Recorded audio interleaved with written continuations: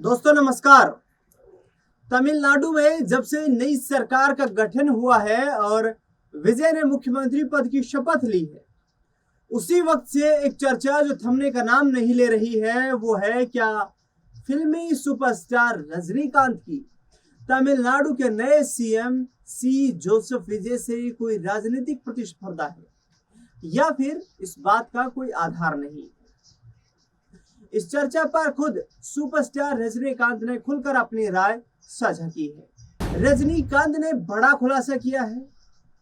उन्होंने कहा कि विजय को तमिलनाडु का सीएम बनने से रोकने के लिए डीएमके और एआईएडीएमके की कथित बातचीत में वो शामिल नहीं थे। उन्होंने कहा कि इस बारे में आ रही खबरों से उन्हें गहरी चोट पहुंची थी। तमिलनाडु के पूर्व मुख्यमंत्री एमके स्टैलिन से मुलाकात को लेकर किए गए सवालों पर उन्होंने कहा कि पूर्व मुख्यमंत्री से उनकी दोस्ती राजनीति से परे है। उन्हें विजय से ना तो जलन है और ना ही वो उनके राजनीतिक विरोधी हैं। तमिलनाडु के मुख्यमंत्री सी जोसेफ विजय से अपनी प्रतिस्पर्धा की बातें सोशल मीडिया पर वायरल होने के बाद रजनीकांत ने बीते रविवार को चेन्नई के पायस गार्डन स्थित अपने आवास पर एक प्रेस कॉन्फ्रेंस बुलाई। स्टैलिन से मैं मिला था, ये रजनीकांत का कहना है। देश की एक प्रमुख समाचार एजेंसी के मुताबिक रजनीकांत से पत्रकारों से कहा, मैं ये प्रेस कॉन्फ्रेंस इसलिए कर रहा हूं क्योंकि इस चुनाव के बाद विजय और मेरे रिश्ते को लेकर कई बातें हो रही हैं। अगर मैं इनका खंडन ना करूं तो ये बातें सच मानी जाएंगी। उन्होंने कहा, चुनावी नतीजों के बाद मैं स्टैलिन से मिलने गया था, लेकिन लोगों ने मेरे इस कदम की आलोचना की। दरअसल स्टालिन 3 दशक से मेरे दोस्त रहे हैं। उनकी हार से मैं परेशान था, इसलिए एक दोस्त के तौर पर मैं उनसे मिलने गया था। रजनीकांत ने कहा, लेकिन इसके बाद जो हुआ उसने मुझे और ज्यादा परेशान कर दिया। ऐसी खबरें आने लगी कि दोनों पार्टियां एआईएडीएमके और डीएमके विजय को मुख्यमंत्री बनाने से रोकने के लिए बैठकें कर रही है और मैं उन बैठकों में शामिल हो रहा हूं। मैं आपको बता दूं कि रजनीकांत ऐसा शख्स नहीं है जो इतना नीचे गिर जाए। विजय से तुलना मेरे लिए जो है वो ठीक नहीं है, ये भी रजनीकांत ने कहा। तमिलनाडु चुनाव में विजय की पार्टी सबसे अधिक सीटें जीतने के बावजूद बहुमत के आंकड़े को पार नहीं कर पाई थी।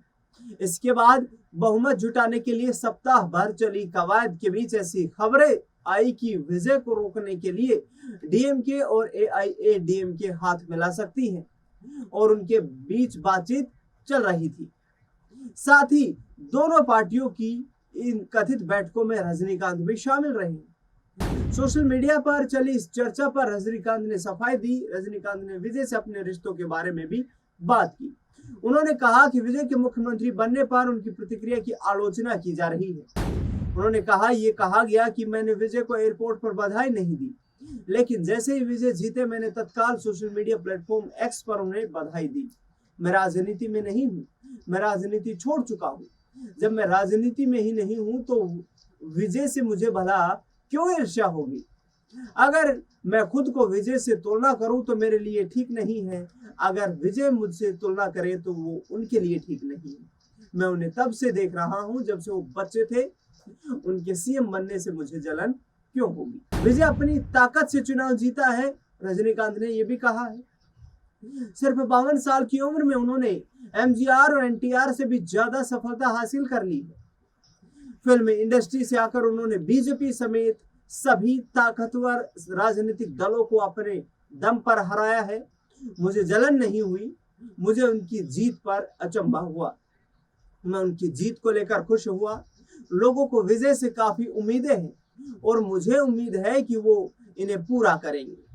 विजय के शपथ ग्रहण समारोह में शामिल न होने के बारे में पूछे जाने पर रजनीकांत ने कहा कि वो इससे पहले कभी किसी मुख्यमंत्री के शपथ ग्रहण समारोह में शामिल नहीं हुए हैं। इस बीच कमल हासन ने रजनीकांत के बारे में क्या कुछ कहा है।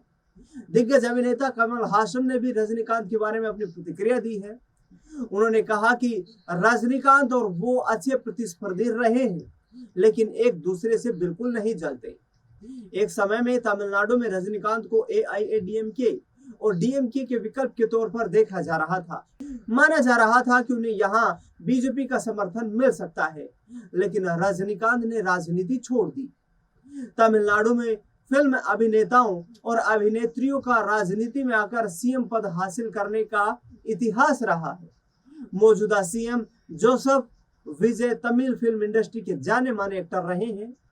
विजय ने महज 2 साल पहले अपनी राजनीतिक पार्टी टीवीके बनाई थी। इतने कम समय में तमिलनाडु में उनकी पार्टी के सत्ता में आने को एक राजनीतिक अचंभा माना जा रहा है। विजय की टीवीके का तमिलनाडु में जलवा दिखा। तमिलनाडु चुनाव में विजय की पार्टी टीवीके ने 234 में से 108 सीटें जीत दर्ज कर ली, जबकि उनके प्रतिद्वंदी डीएमके ने 59 और एआईएडीएमके ने सिर्फ 47 सीटें जीती। तमिलगा वेट्री कड़गम टीवीके के अध्यक्ष सी जोसेफ विजय ने 10 मई को तमिलनाडु के मुख्यमंत्री पद की शपथ ली।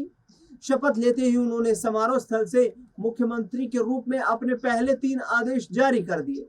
पहला आदेश 2 महीने में 500 यूनिट से कम बिजली इस्तेमाल करने वाले परिवारों के लिए 200 यूनिट मुफ्त बिजली। दूसरा, हर जिले में ड्रग्स पर काबू पाने के लिए एक विशेष बल का गठन।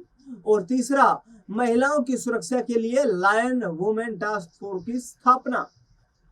विजय का पूरा नाम जोसेफ विजय चंद्रशेखर है। उनका जन्म 22 जून 1974 को चेन्नई में हुआ था। पिता एस.ए. चंद्रशेखर तमिल सिनेमा का जाने माने निर्देशक रहे हैं और मां शोभा एक गायिका थी। फिल्मी माहौल में पले बढ़े विजय ने बहुत कम उम्र में ही अभिनय शुरू कर दिया था। उनके पिता ने उन्हें वेट्री फिल्म में बतौर चाइल्ड आर्टिस्ट काम करने का मौका दिया। बचपन से ही विजय ने तय कर लिया था कि उनका भविष्य सिनेमा में ही है। लेकिन फरवरी 2024 में विजय ने राजनीति में औपचारिक रूप से कदम रखा और उनकी पार्टी तमिलगा वेट्री कड़गम टीवीके की घोषणा कर दी गई। इस टीवीके ने महज 2 साल के कार्यकाल के दौरान ही तमिलनाडु में इतना बड़ा करिश्मा कर दिया कि जो राजनीतिक समीकरण डीएमके और एआईएडीएमके के बीच इर्द गिर्द घूमते थे, वो सियासी समीकरण एक नया थर्ड फ्रंट बनाया टीवीके के रूप में विजय ने, और वहां पर वो समर्थन उन्हें मिलता हुआ नजर आया।